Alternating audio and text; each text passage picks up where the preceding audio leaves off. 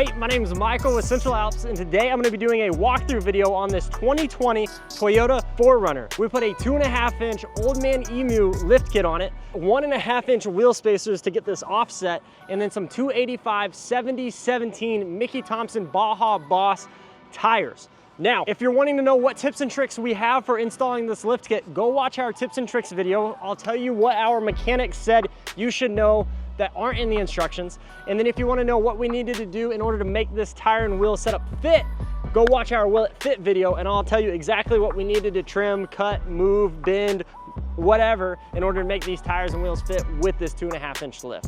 Again, my name is Michael with Central Alps. We are the premier off-road customization shop in the Dallas-Fort Worth area, and we're here to serve however we can. So if you have questions, leave us a comment, give us a call, shoot us a text, 833-268-2577. We would love to serve you however we can. Thanks, and I'll see you in the next one.